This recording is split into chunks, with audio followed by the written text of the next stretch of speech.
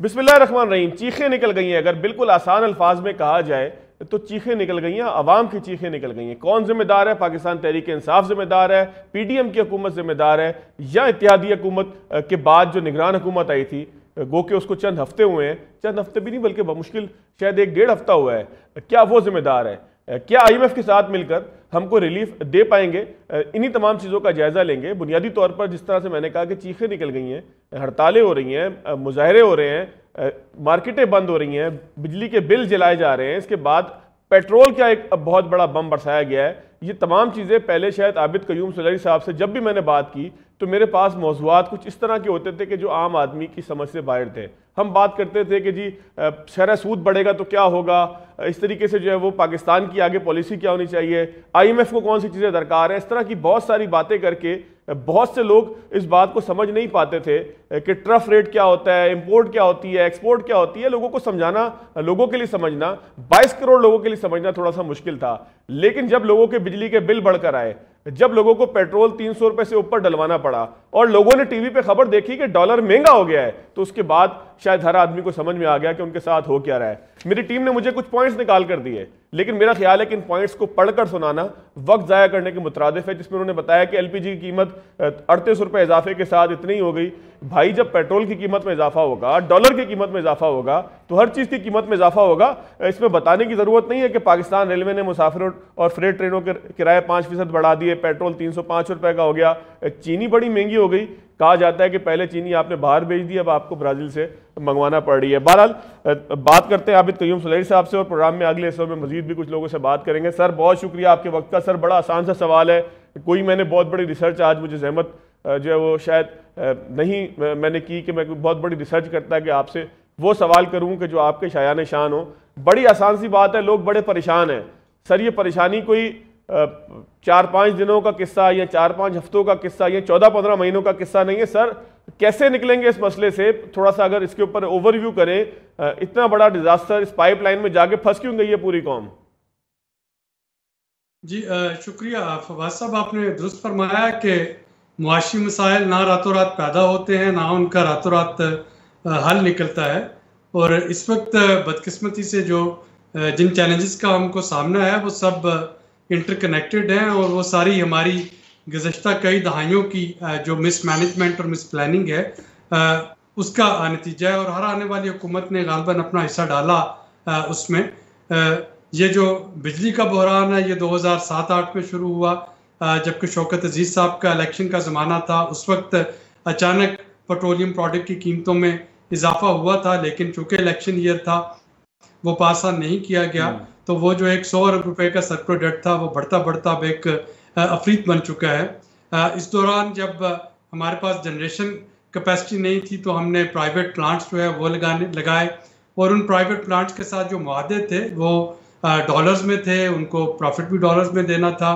और उनके साथ जैसे रेंट कार में होता है कि अगर आप गाड़ी चलाएं या ना चलाएं, अगर आपके घर के बाहर खड़ी है तो आपको उसका कोई डेली चार्ज मिनिमम अदा करना होगा। तो इसी तरह से उनके साथ अगर थोड़ा सा हम इन पावर प्लांट्स के ऊपर बात कर लें, क्योंकि जैसे जैसे आप पॉइंट कहते जाएंगे मैं कहता हूं उसके ऊपर हम बात करते जाएं। सर, मेरे पास एक लिस्ट है जिसमें तमाम पावर प्लांट्स की जो है वो डिटेल्स आ रही हैं कि कौन सा पावर प्लांट आपको मेरिट ऑर्डर में किस नंबर पे है और उसकी पर आर फ्यूल कॉस्ट क्या पड़ती है। सर, अगर इसमें देखा जाए, मेरिट ऑर्डर जो था आपके पास 19/8/2023 का, टाइम 12 बजे रात है, इसके मुताबिक आपको उच्च पावर प्लांट जो है वो सबसे सस्ता पड़ता है, गैस पे चलता है, और आपको हबको इसके अलावा जो है वो नीचे मुजफ्फरगढ़, जामशोरो, ज़ाहिर है ये पब्लिक सेक्टर के प्लांट हैं, इस तरह प्राइवेट के भी हैं, सबा आ रहा है, इसके अंदर जो है वो नौरवाल पावर आ रहा है, लिबर्टी पावर आ रहा है। सर, मैं सवाल इसमें जो बनता है इस सारी चीज़ से, बजाय इसके कि मैं पूरी फिगर्स को पढ़ता रहूँ और लोगों के काम की ना हो, क्या उस वक्त हमारे पास इसके अलावा कोई ऑप्शन नहीं था? ये बहुत वाइज डिसीजन था कि हम लोगों से कहें कि आप इन्वेस्टमेंट करें। बात हमें फिर पूरी करनी चाहिए ना कि हमने पावर प्लांट के जो ओनर्स हैं उनसे कहा कि आप इन्वेस्टमेंट करें और हम आपको जो है वो कैपेसिटी चार्जेस के देंगे, चाहे इस्तेमाल करें या ना करें। देखिए ना, मेरी अगर इन्वेस्टमेंट महफूज नहीं है, मैं पावर प्लांट क्यों लगाऊंगा? सर, इसको थोड़ा सा अगर एलुबरेट कर दें मेरी अंडरस्टैंडिंग को। देखिए, उस वक्त पाइपलाइन की ऑप्शन भी थी, लेकिन चूंकि ईरान जो है वो अमेरिकन सैंक्शंस में आ गया, और आपको पता है कि ईरान ने अपने बॉर्डर तक पाइपलाइन बिछा दी। पाकिस्तान जाहिर है कि पाकिस्तान की मुआशी मजबूरियां भी हैं, पाकिस्तान की स्ट्रेटेजिक प्रॉब्लम्स भी हैं, और यही वजह है कि पाकिस्तान उस पाइपलाइन को आगे नहीं बढ़ा सका। और हम हमेशा ईरान से ये दरख्वास्त करते रहे कि वो इस पर कोई लीगल एक्शन ना ले। इसी तरह से दूसरा जो था वो टापी था, Turkmenistan Afghanistan Pakistan India gas pipeline. वो अफगानिस्तान के हालात की वजह से और इंडिया उससे ऑप्ट आउट कर गया, तो वो भी नहीं चला। तो उस वक्त शायद आपके पास जो एक क्विकेस्ट ऑप्शन थी वो इन बिजली घरों की ही थी, लेकिन बिजली पैदा करके उसके बाद जो दूसरा है कि अगर आप उसके ट्रांसमिशन और डिस्ट्रीब्यूशन लॉसेस जो हैं वो भी कम नहीं कर पाते, यानी बिजली तो है और हमें पता है कि अगर वो एक खास हद से ज्यादा बिजली जब बन जाती है तो हमारा सिस्टम ट्रिप कर जाता है, क्योंकि हमारे पास उसकी कैरिंग कैपेसिटी ही नहीं है। फिर जब हमें बिजली घरों को फ्यूल देना होता है तो इनएफिशिएंट वो प्लांट्स को ज्यादा फ्यूल दे दिया जाता है, यानी आपकी एक गाड़ी है जो कि 1 लीटर में 8 किलोमीटर करती है, दूसरी 1 किलोमीटर में 60 किलोमीटर या 40 किलोमीटर करती है, तो हम वो 40 किलोमीटर वाली चलाने की बजाय 8 किलोमीटर वाली को चला रहे होते हैं, तो वहां पे भी प्रॉब्लम आती है। बिजली चोरी का भी इशू है। और उसके बाद जो पिछले चंद दिनों से जिस चीज पे बाज़गश्त आपको सुनाई देती है कि लीड कैप्चर और एक खास तबका जिसको के उनकी पोजीशंस को मिसयूज करते हुए फ्री यूनिट्स दिए जाते हैं, तो वो वाला इशू भी अपनी जगह कायम है। और सोने पे सुहागा कि अगर आज आप अपना बिल देखें तो उस पर 30% जो है वो इनडायरेक्ट टैक्सेस हैं, यानी वो रकम जो कि FBR को कलेक्ट करना है, वो रकम जो कि आपके पास डायरेक्ट टैक्सेस से आनी चाहिए, वो बिजली के बिलों के जरिए भी हासिल की जाती है। अब वो मीटर जो है वो किसी कब्रिस्तान में लगा है, वो किसी स्कूल में या मस्जिद में लगा है, उस सब में टीवी लाइसेंस फी जो है वो चार्ज होके आती है, और इसी तरह से और बहुत से जो टैक्सेस हैं वो उस पर लगाए होते हैं। सुलैमान साहब, मेरा सवाल ये था, बड़ा आसान सी बात है, जेड चोरी करता है, एक बंदा है उसका नाम जेड है, और उसका हिसाब किताब ए से लेके वाई तक तमाम लोग भरते हैं। सर ये कोई गैर आईनी बात नहीं होगी कि मुझसे जबरदस्ती आप पैसे लेते हैं कि जेड की चोरी के ए से लेके वाई तक सब लोगों से? जी बदकिस्मती से वो पुराने जमाने में आप सुना करते थे ना कि जी वो फांसी का फंदा है, जिसके गले में पूरा आ गया उसको लटका दिया जाएगा। तो जाहिर है कि जो लोग जो है वो सिस्टम के अंदर हैं, जो बिल पे करते हैं, जो टैक्स अदा करते हैं, उनको वो तमाम इनएफिशिएंसीज की सजा भी भुगतना पड़ती है। अगर आप गैस को देखते हैं तो वो जो गैस के आपके अनफोर्सिन लॉसेज हैं वो गैस के कंज्यूमर को अदा करना पड़ते हैं।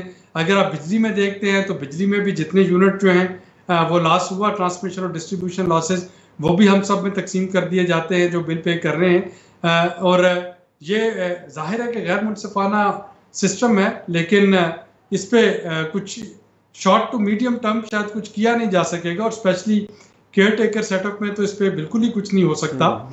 रिफॉर्म की इब्तदा तो हो सकती है, लेकिन मैं नहीं समझता कि सिस्टम को केयर टेकर जो है वो मुकम्मल जो है ओवरऑल करने की रिलीफ क्या दे सकती है? केयर टेकर रिलीफ के लिए मीटिंग कर रही है, मुझे तो लगता है कोई रिलीफ उनके पास है नहीं देने वाला, लेकिन अगर वो मीटिंग्स कर रहे हैं तो इसमें से क्या निकालेंगे? कहते हैं 48 घंटे में, 72 घंटे में, पता नहीं कितने घंटों में हम कुछ ना कुछ आवाम को देंगे, क्या तोहफा देंगे? दे सकते हैं? देखिए, पहली चीज तो ये है कि कोई भी रिलीफ जो है वो IMF के साथ कंसल्ट किए बगैर नहीं दिया जा सकता।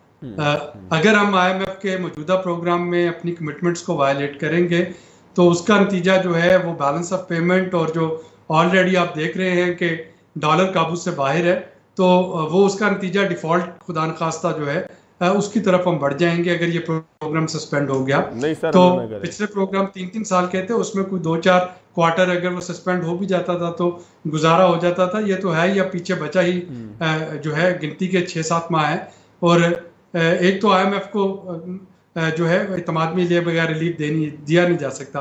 अब दूसरा साहब, मुझे सर एक आखिरी चीज जी सर कंप्लीट कीजिएगा। जी, जो रिलीफ दिया जा सकता है वो ये है कि आपके बिलों की एक साथ कर दी जाए, उसकी डेडलाइन बढ़ा दी जाए, लास्ट डेट बढ़ा दी जाए, और सेकंड उसमें ये दिया जा सकता है कि अगर टैक्सेस का पोर्शन और GST का पोर्शन उससे हटाना है तो फिर हमें अपने PSGP और जो सूबाई तरक्याती बजट है उसमें से ब्रिक एंड मॉर्टर के जो प्रोजेक्ट है, मैं हेल्थ और एजुकेशन और फूड सिक्योरिटी की बात नहीं कर रहा, मैं ब्रिक एंड मॉर्टर की कर रहा हूँ। बड़े बड़े पुल, बड़ी बड़ी सड़कें, वो जो है बड़ी बड़ी बिल्डिंग्स, तो उनको शायद हमें कुछ देर के लिए सस्पेंड करना होगा और हम बताएं कि जी ये वो रेवेन्यू है जो हम स्पेंड नहीं करेंगे, और उसकी जगह हम रिलीफ जो है वो देने जा रहे होंगे, और टैक्सेस जो है, ताकि वो जो 9.2 ट्रिलियन रुपए का जो हमारा इस वक्त टैक्स टारगेट है, अगर उसको हम कम करवा सकें और उसकी जगह वो हम ये टैक्सेस जो बिजली के बिलों पे हैं 300 यूनिट से कम वाले, 400 यूनिट से कम वाले, उनके टैक्सेस वेव ऑफ कर सके, तो ये एक डूएबल सजेशन बनती है। लेकिन इसमें भी एक बहुत बड़ा इफ है, अगर IMF इस पे मानी तो। बहुत शुक्रिया आबिद क़य्यूम सुलैनी साहब हमारे साथ मौजूद है। सर, एक चीज़ रह गई, आपसे मैं नेक्स्ट टाइम ज़रूर डिस्कस करूँगा।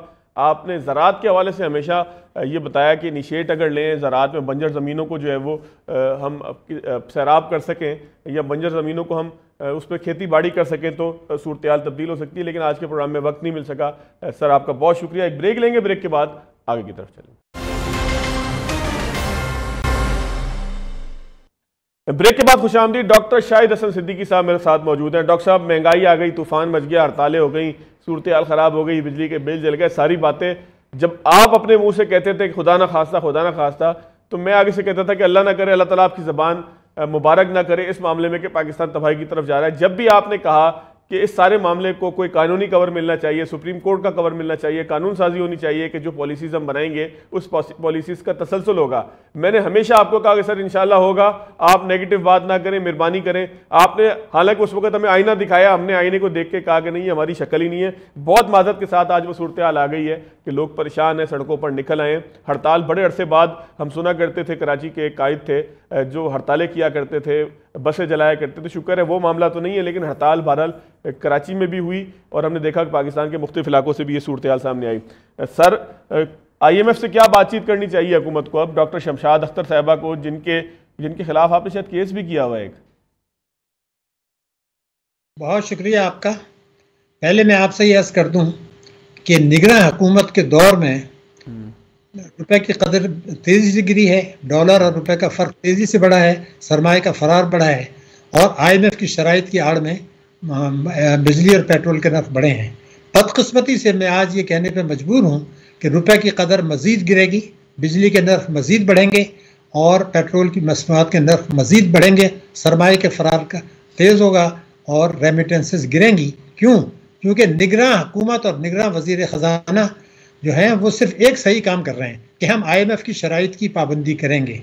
इसके अलावा मुझे उनका कोई बात सही नज़र नहीं आई। ये बिल्कुल वाज़े तौर पर उन्होंने कह दिया है कि जो कानूनी इख्तियारात निगरान हुकूमत को हासिल हैं वो ऐसा कोई काम नहीं करेंगे जिससे ताकतवर तबकों के नाजायज़ मफादात मुतासिर हों। यानी वो कानून को तोड़ने के लिए तो तैयार हैं और तोड़ भी रहे हैं, लेकिन उन लोगों को नाराज़ नहीं कर सकते। ये हमारी बदकिस्मती है। इसलिए मैं आपको रिकॉर्ड पे ये कह रहा हूँ कि मैं आज भी कहता हूँ, अल्लाह के फजल करम से हम चंद हफ्तों में डॉलर के मुकाबले में रुपए की कदर में बेहतरी ला सकते हैं। पेट्रोलियम मसनूआत की जो कीमतें हैं उनको कम कर सकते हैं, बिजली के नर्ख कम कर सकते हैं। कैसे सर? जी मैं अर्ज़ कर रहा हूँ, सिर्फ एक ही शर्त है कि कानून से दानिस्ता इनहराफ ना करें चोरों को फ़ायदा पहुँचाने के लिए। अब मैं आपको बता दूँ क्यों। देखिए, पहली बात तो ये है कि हमारी एक टैक्स एमनेस्टी स्कीम आई थी 2019 में, उसमें कानून बना था और वो कानून ये था कि जो लोग इससे फ़ायदा नहीं उठाएंगे उसमें जो असासे चोरी के हैं, नाजायज़ हैं, वो असासे जब्त कर लिए जाएंगे और जायदादें जब्त कर ली जाएंगी और 7 साल जेल। आप अखबारात उठाइए, 14 जून 2019 को ये इश्तहार FBI ने शाये करा दिया था। न कोर्ट में जाने की ज़रूरत है, न पुलिस में जाने की ज़रूरत है, उन असासों पर आप हाथ डाल लें। 41 लाख आदमियों के असासों की तफसीलात मौजूद हैं। अगर प्राइम मिनिस्टर हाउस में इस मुल्क से कोई ईमानदार काबिल आदमी मिल जाए, आप उसको बिठा दें और वो FBI से ये कहें कि भाई ये जो चोरों 41 लाख आदमियों में जो लोग हैं उनके बैंक अकाउंट से पैसा उस कानून के तहत निकाल लें जिससे आप इनहराफ कर रहे हैं, जिसमें ये कहा गया था असासे जब्त कर लेंगे, जेल भेज देंगे, मत भेजें जेल। आप उनको खत लिखें, उस आदमी को भी खत लिखें कि ये 3 करोड़ रुपए आपका पड़ा है, ये चोरी के पैसे का है, आपने एमनेस्टी से भी फायदा नहीं उठाया, अब आप इतना टैक्स दे दें, हम सिर्फ कानून के मुताबिक टैक्स लेंगे, कोई आपको जेल नहीं भेज रहे। वो पैसा ले लें। कौमी बचत वालों से भी यही करें, इन्वेस्टमेंट बॉन्ड वालों से भी यही करें, और उसके बाद जो है आप हाथ डालें उनके वो असासे प्रॉपर्टीज वगैरह जिनकी जब्त करके आप उनसे वसूल कर सकते हैं। सर वैसे एक बात बताएं डॉक्टर साहब, आप पाकिस्तान की शहरी हैं माशाल्लाह, अब 70-75 साल आपने तो अपनी आंखों से देखे ही है ना कि पाकिस्तान के, जो हम बात कर रहे हैं ये इतनी आइडियल सिचुएशन है, क्या पाकिस्तान में ये मुमकिन है कि किसी में इतना दम हो कि वो ये काम करे, वो भी निगरान जिनका कोई आगे पीछे कोई नहीं है? इसी मायूसी पे तकलीफ होती है। जिस वक्त 80,000 आदमियों को शहीद कराने के बाद, 130 अरब डॉलर का नुकसान उठाने के बाद आप ये फैसला करते हैं कि दहशतगर्दी के खिलाफ ताकत इस्तेमाल की जाएगी और करते हैं, तो उस पर तो आपको ये नामुमकिन नजर नहीं आता। 80,000 आदमी, कल भी आपका एक मेजर शहीद हुआ है, कल भी एक सिपाही शहीद हुआ है, वो फैसला आपने कर लिया। आप जो ईमानदारी से टैक्स ले रहे हैं उनके पीछे भाग रहे हैं। मैं ये कह रहा हूं कि जिस आदमी के चोरी के असासे हैं, मुल्क तबाह हो गया है, पाकिस्तान की सलामती को खतरा है, करोड़ों आदमी जो है परेशान है, लोग सड़कों पर हैं, सालमियत को खतरा है। आप कहते हैं जी मैं कानून पर अमल दरामद नहीं करना चाहता, तो फिर जो है फिर आप दुआएं करें, सब लोग मस्जिद में बैठ जाइए। मैं पूरी जिम्मेदारी से कह रहा हूं, ये जो मैंने आपको नुस्खा बताया है, पहले तो सवाल ये कि क्या कानून से इनराफ की इजाजत है? जब ये कानून मौजूद है चोरी का, तो अगर FBI इनके पीछे भी नहीं जाता तो फिर किसके पीछे जाएगा? वहां जो हजारों आदमी बैठे हैं उनका काम क्या है? सिर्फ इसलिए कि जिस आदमी ने टैक्स दिया उसको खत लिख दें कि जी तुमने ये क्या बेईमानी की है, वो साबित कर देगा मैंने नहीं की। तो बात ये क्यों नहीं भाई, मुझे बता तो दें कि आप कोई मामूली बात नहीं है, मेरे मुल्क की सालमियत को खतरा है, लोगों के घरों में फाके हो रहे हैं, दहशतगर्दी की जंग आप लड़ सकते हैं, तो ये तैयार नहीं है कि चोरों से पैसा निकाल लें। वो कुछ नहीं कर सकते हैं, जिसमें कोई मिडिल क्लास के लोग नहीं हैं, वो दौलतमंद लोग हैं जिन्होंने लूटा है इस मुल्क को। बिल्कुल और आपने अदालत में जाने की जरूरत नहीं है। मैं आपको ये बता दूं, इसके बगैर आप बिजली के नर्ख कम नहीं होंगे। या IMF के साथ जो भी कुछ कर रहे हैं उसमें नाकामी होगी। आप वो इंस्टॉलमेंट कर देंगे थोड़ा बहुत, कुछ मसले का हल नहीं है। मैंने आपको कह दिया कि बढ़ेंगे, नंबर 1। दूसरी बात भी अब आप मेरी सुन लीजिए, ये जब तक रुपए की कदर गिर रही है, जैसे मैंने कहा मजीद गिरेगी। आप ये देखिए कि इस हुकूमत के दौर में 15 रुपए गिरे हैं, निगरान हुकूमत के दौर में डॉलर की कदर में, और 30 रुपए गिरे हैं खुली मंडी में, ग्रे मार्केट में। ये जब गिरेगा तो बिजली के नर्ख तो बढ़ने हैं, पेट्रोल के नर्ख तो बढ़ने हैं, महंगाई तो बढ़नी है, इंपोर्टेड आइटम तो बढ़ने हैं। अगर ये सारी चीजें नजर आ रही हैं, मेरे मुल्क की तरफ एक अजदहा बढ़ रहा है, महंगाई का, खतरात का न्यू ग्रेड गेम चल रहा है, नई सर्द जंग चल रही है, दुनिया में नई शबबंदी हो चुकी है, भारत अमेरिका करीब आ चुके हैं, हमारे साथ कोई बहुत बड़ी सिवाय चाइना के कोई बड़ी कुव्वत नहीं है, कुछ दोस्त ममालिक के, जिन्होंने भी जो वायदे किए थे दोस्तों ने वो पीछे हट गए हैं। इसीलिए तो आपके रुपए की कदर गिर रही है। अब भी अगर आप ये कहते हैं कि हम कानून पे अमल नहीं करेंगे, कानून पे अमल नहीं करेंगे, मैं आपको बता दूं निगरान वजीर खजाना जो है, ये 2018 में निगरान वजीर खजाना थी, आप निकालिए उस जमाने के अखबार। केस क्या किया था आपने? इन पे कोई केस किया था? नहीं, मैंने स्टेट बैंक पे किया था, उन पे नहीं किया, लेकिन उस पर भी शरीयत कोर्ट ने गलत बयानी करके उससे जान छुड़ा ली और कहा जी कहीं और चले जाएं। ठीक है, वो एक अलग खेल है। मैं जो चीज़ आपको बता रहा हूँ, रिकॉर्ड पर बता रहा हूँ, जब ये निगरान वजीर खजाना 2018 में थी, उन्होंने आइन की शिक 77 को तोड़ा, दानिस्ता तोड़ा, और लूटी हुई दौलत को जो तहफ़्फ़ुज़ हासिल करने की एमनेस्टी जो पार्लियामेंट ने दी थी, पिछली पार्लियामेंट ने, वो ख़त्म हो चुकी थी। उन्होंने रातों रात, वो खत्म हो रही थी तारीख 30 जून, उन्होंने चंद घंटे पहले उसमें ऑर्डिनेंस इशू करा दिया। सदर ने भी मंजूरी दे दी, वजीर आजम ने भी मंजूरी दे दी, जो रिटायर्ड जज थे सुप्रीम कोर्ट के निगरान, और 12 बजे रात से पहले ऑर्डिनेंस इशू हो गया, तौसीक कर दी। अगर आप लूटी हुई दौलत के लिए रातों रात पूरी मशीनरी मुल्क की हरकत में आ जाती है, और मुल्क को बचाने के लिए कानूनी इख्तियारात में इस्तेमाल करते में हम भी डरते हैं, मीडिया पता नहीं क्यों डरता है। आपको तो इलेक्शन में जाना नहीं है। अगर मैं कह रहा हूँ सर हम डरते नहीं है, आप जो कहेंगे हम चलाएंगे सर, बस अल्लाह खैर करे।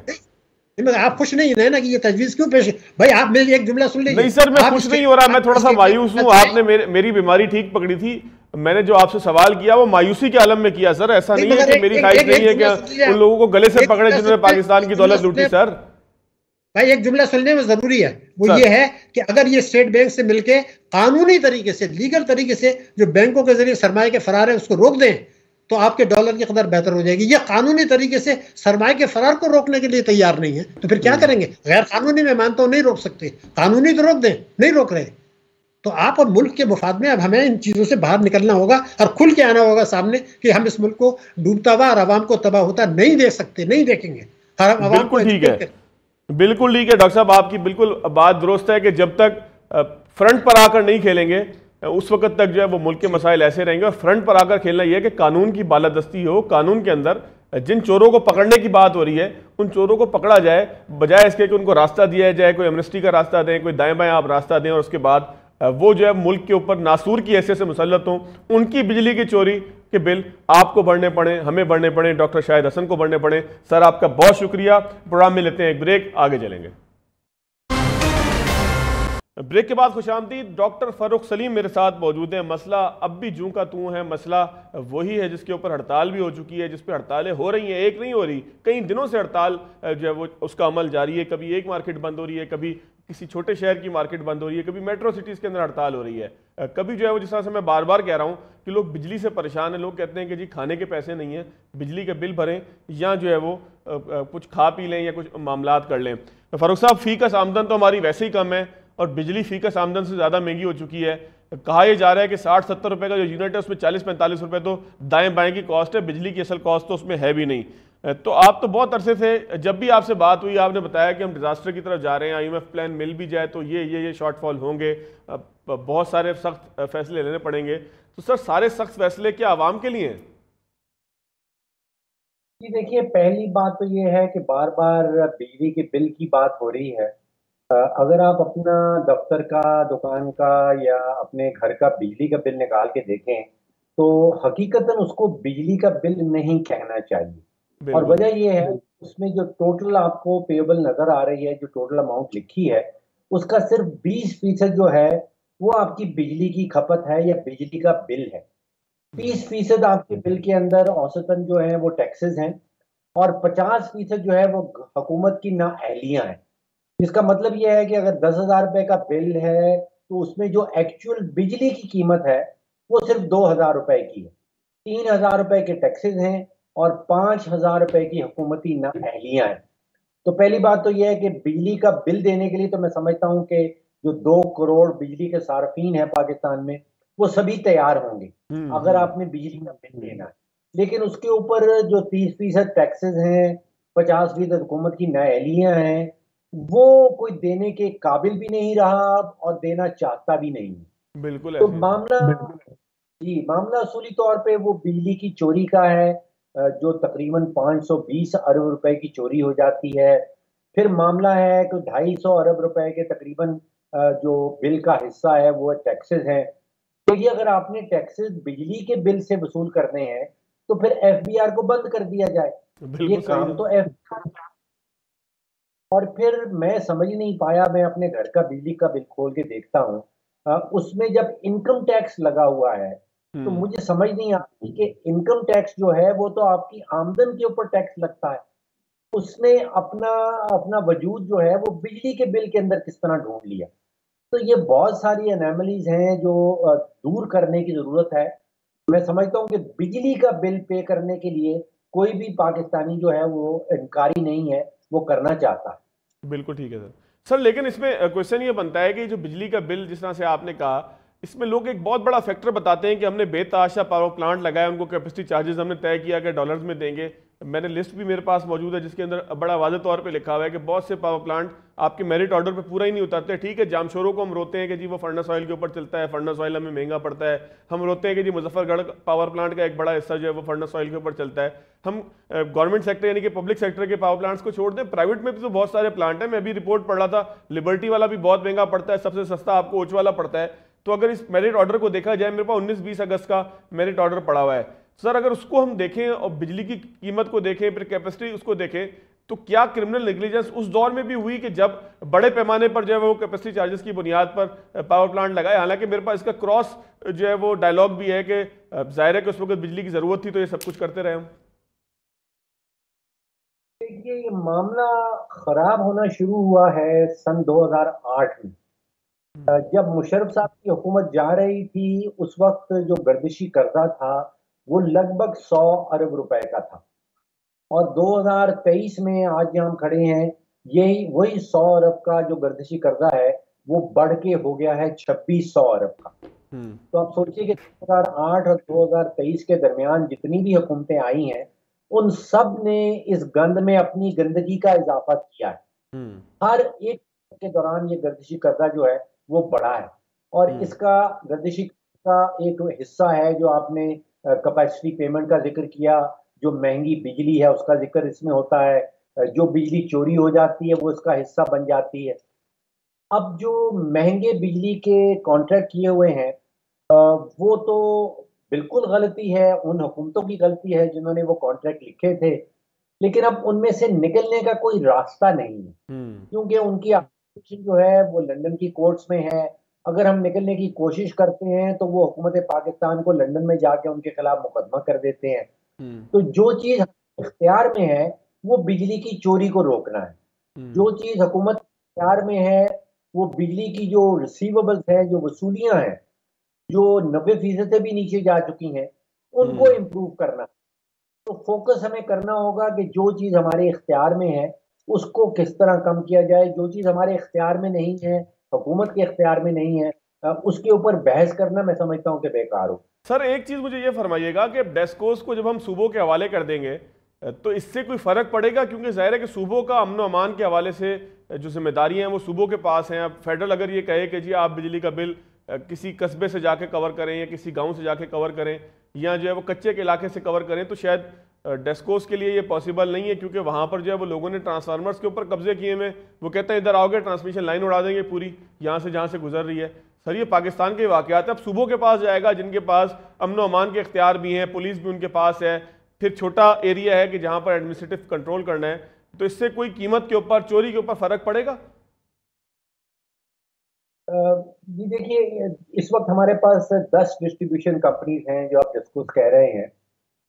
उनमें से एक है जो इस्लामाबाद इलेक्ट्रिक सप्लाई है, बाकी 9 जो हैं वो सूबों के अंदर है।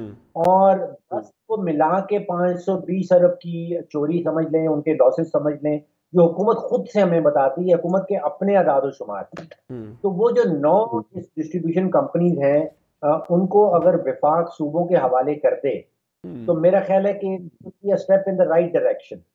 लेकिन उसका अल्टीमेट मामला यह है कि उसकी निजकारी करनी होगी। तो पहले स्टेप में विफाक तो है वो इन एटलीस्ट 9 डिस्ट्रीब्यूशन कंपनीज को सूबों के हवाले कर दे और फिर सूबे उसकी निजकारी की तरफ चले जाएं।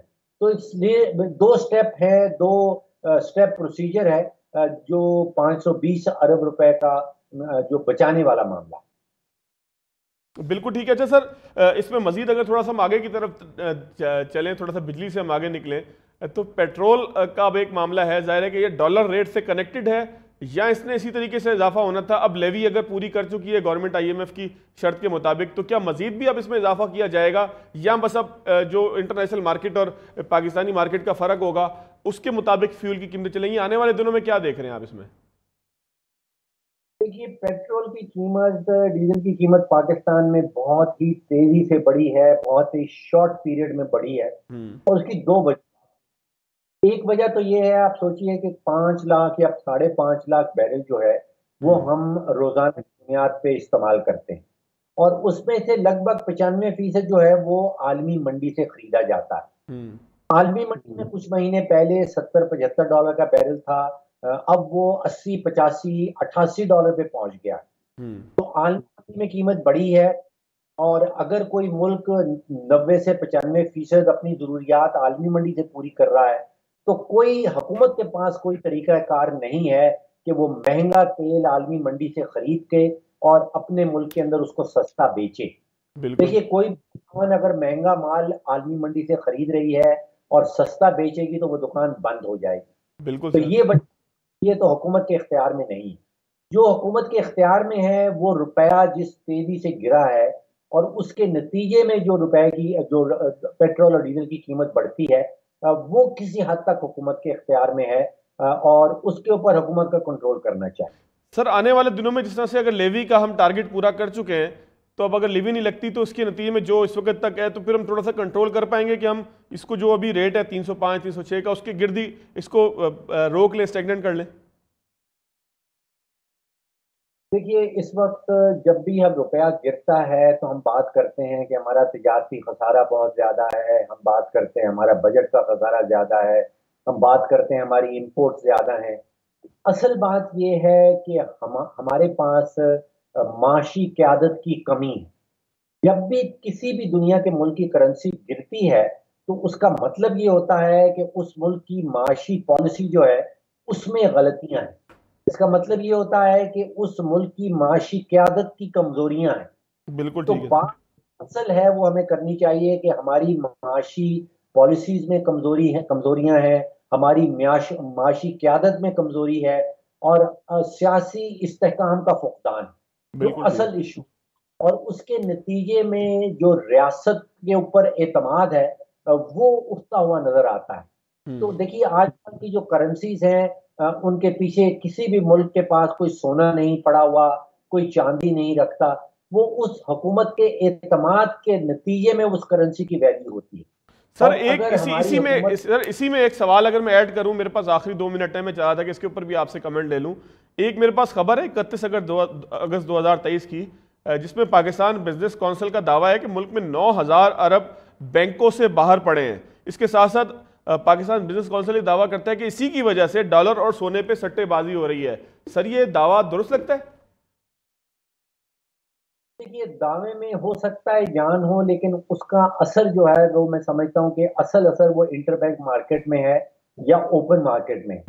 इंटरबैंक मार्केट में आप अंदाजा कीजिए लगभग 110 अरब डॉलर की सालाना ट्रेड होती है, जहाँ पे इंपोर्टर्स हैं, जहाँ पे एक्सपोर्टर्स हैं, और जहाँ पे जो रिमिटेंसेज आती हैं हमारी बाहर के मुल्क। तो जो असल जो वैल्यू डिटरमिन करती हैं वो रियली हमारी इंपोर्ट्स, एक्सपोर्ट्स और रिमिटेंसेज हैं। तो ये सट्टाबाजी का, स्मगलिंग का, ये मैं समझता हूँ कि ज्यादा ये ट्रक की बत्ती है, इसमें कोई इतना मवाद नहीं है उस आर्ग्यूमेंट में। इसका एनालाइज करके एक जो है वो आप ये कह लें कि सुर्खी लगवाना, इससे ज्यादा इसके अंदर हैसियत नहीं हो सकती। सर क्या लगता है? जी बिल्कुल, जब हुकूमत अवाम को ट्रक की बत्ती के पीछे लगाना चाहती है तो फिर कहते हैं कि वो स्मगलिंग हो रही है, अफगानिस्तान जा सट्टाबाजी हो रही है। देखिए ये स्मगलिंग और सट्टाबाजी ये तो पिछले 50-75 सालों से न सिर्फ पाकिस्तान में दुनिया भर में हो रही है। तो और ये तो कमजोर गवर्नेंस होगी सर, और ज्यादा होगी। जी बिल्कुल, इसको रोकना तो मैं समझता हूँ कि बड़ा मुश्किल होगा। असल मामला वही है कि आपने हुकूमत की जो करेंसी है उसके पीछे एतमाद को किस तरह बढ़ाना। बिल्कुल ठीक है sir, thank you very much sir. आपने बड़ी तफसील के साथ उन तमाम मामलात के ऊपर बात की कि जो थोड़े से छुपे हुए थे, जिनके ऊपर ऊपर से हम बात कर जाते हैं, महंगाई हो गई, ये हो गई, लेकिन फ़ारूक साहब ने बड़ी तफसील से समझाया। आज के प्रोग्राम से याद दीजिए, अल्लाह हाफिज़।